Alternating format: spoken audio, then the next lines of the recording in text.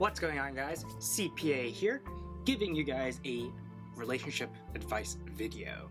So, first of all, who am I to give you guys some dating advice? Well, I've gladly prepared here my dating resume, and I'd like to share before I start my video what kind of relationships I've been in the past. Starting with here, 6th grade.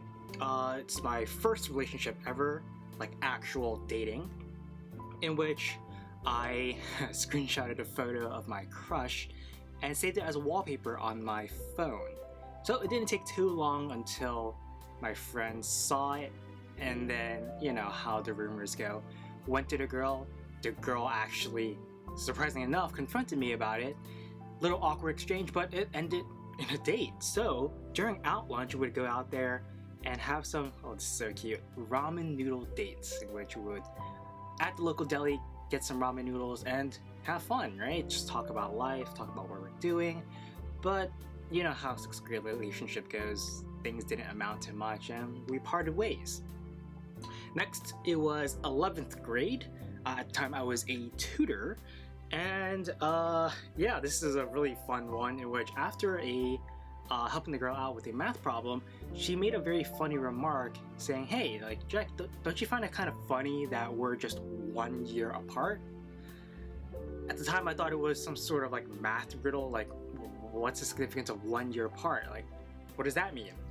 And just letting all the girls out there who give all these subtle hints to guys, be more upfront, please, because guys are often very clueless. And guess what? It took me almost a week to figure out, wait, I think this girl is actually into me.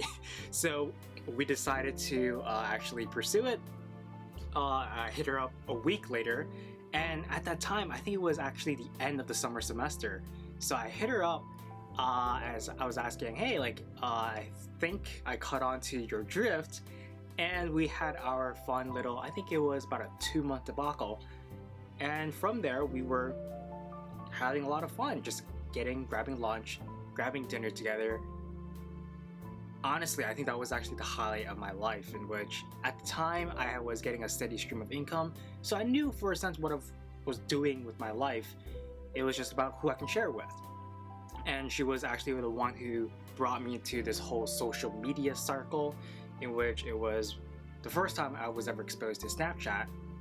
It's pretty dead now, but back then, it's such a pretty platform in which, how do you keep in touch with others? Well, you send streaks, right? Because of course everyone wanted to keep the streaks going, and it was a beautiful way to just catch up with people. And they'll just hit you up on Snapchat, snap you about, like, hey, what's up? And then you develop relationships and you prolong them. So started with Snapchat, and then I gradually went over to Instagram, and that's where I took my photos, flexed them online. But that was a very toxic circle that I realize now, simply because, my goodness, social media is just the highlights of people's lives, and if you're not aware of that, you start to fall into this vicious cycle of, oh, my life kind of sucks compared to other people who are eating these fancy foods, going out every single day, it seems like. But this is not what it is. It's just the highlights of their lives, in which everyone also has that mundane, prolonged drag of a rat race life too. Now, the next relationship I have here is during sophomore year of college, and this was where things took a turn, in which I started to develop quote-unquote trust issues. Yeah, I was quite insecure at this time, since I was also balancing between school and internships. And at the time, you start to like having all this downtime away from your significant other, and seeing that she has quite a few guy friends, right? You start to overthink some things. You just think, oh, maybe she's like going out with other guys instead. And eventually things just broke apart, simply because I couldn't trust that she was not doing other things behind my back. And that leads me to the next thing, in which the relationship part, or the advice part. If you want to actually have a successful and like a healthy relationship, you have to have things going through in your life as well. What do I mean by this? I mean that relationships will not always last. That's just the reality of things. And you have to make sure that once the inevitable happens, and God forbid you break up, you're not going to fall apart after that breakup. You have to have things going on outside in your life. So once you have this breakup, it's you can have something to fall back on. It's this whole idea of like diversifying your portfolio. The idea here is don't put all your eggs in one basket, but then you're thinking like, wait a minute, if I don't put all my eggs in one basket, do I just put one egg in each basket and carry that everywhere? No.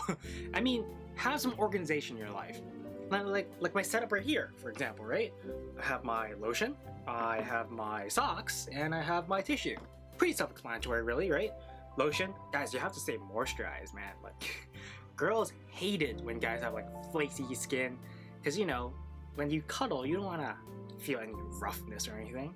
Socks, I think this is a little bit more unique for me, simply because I have the worst drawer when it comes to socks.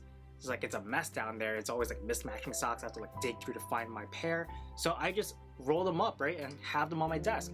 So when there's any type of call I need to head out, I just put on my socks first, and then I figure out my outfit.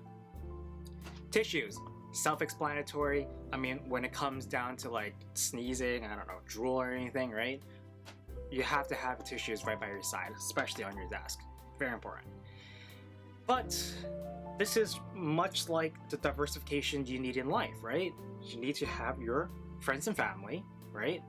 You need to have your relationship, and last but not least, you have to have your hobbies.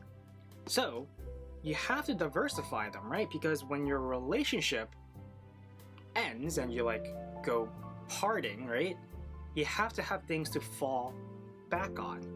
Because at the end of the day, especially if you're an only child like me, you have to have your friends and family to talk to you about issues. Because come on, there are certain things you can't be talking with parents, right? And for the most part, your parents may not understand simply because there's such a large generational gap. Issues nowadays is very much different from issues when they were facing it when they were young and then when they were a child, right? And also you have to have hobbies. Like, let's be honest, without hobbies, life is a drag. So please have a stack of hobbies. Always pursue things. Doesn't matter if it's making money or not. It'll be great if it makes money on the side and becomes like a passive income. But at the end of the day, you need to have hobbies, because if anything fails, you have other things to fall back on. Now, one more thing, and this is probably the hardest thing and the biggest advice I have to give in this video, and that is the art of letting go. Now, what does it mean to let go? It means that relationships will not always last forever. There will be inevitably a time where you will part ways, right? So, how do you make sure that when you do part ways, you don't fall into a complete rut? You lose your ego, you lose your outlook in life, and you just become this really depressed individual. Well, gaining my experience after some of my unfortunate partings, I've realized that if you truly love someone, it's not about possession. See, love is not possession. When you love someone, they're not yours forever, quote unquote, right? Love is more about simply appreciation, right? Let me give you an analogy. Love is like a flower, right? When you see a flower, please don't be the type to just pluck it and call it yours. That's not how it works, right? Because once you pluck it, it dies.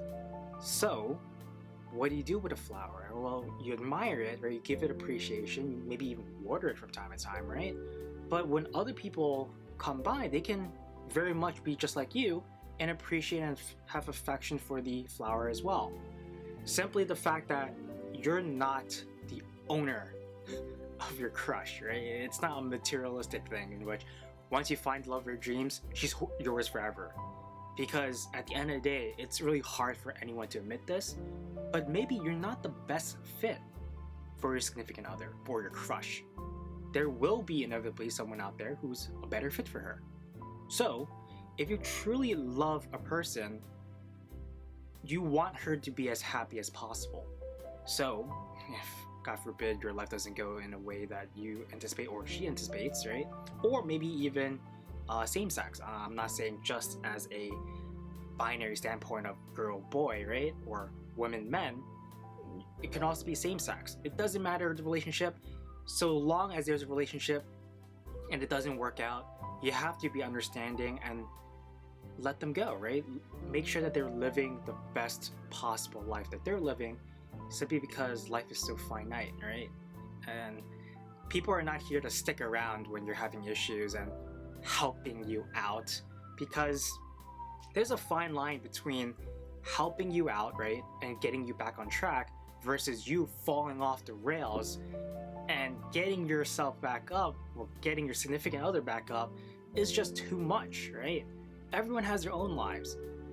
Everyone is always trying to better themselves.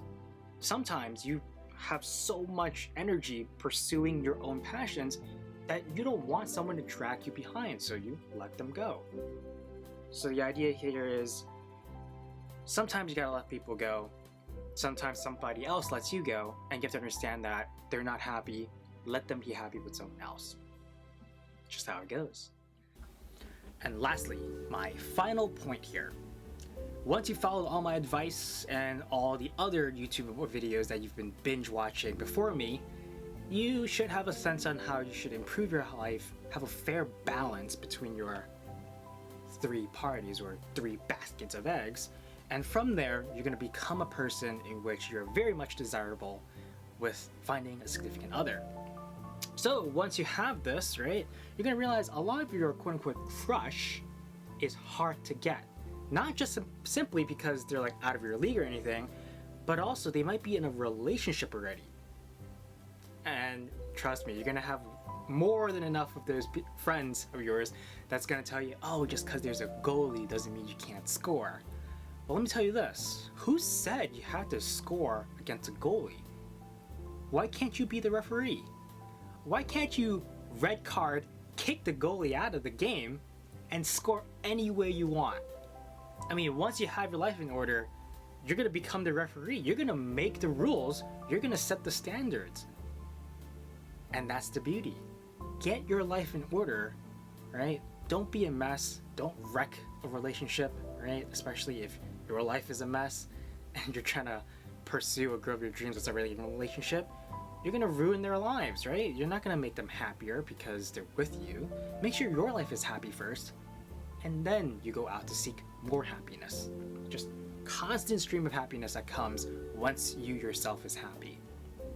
So with that, screw the goalie, become the referee, and good luck out there, guys and girls, and any gender you identify yourself as. Good luck.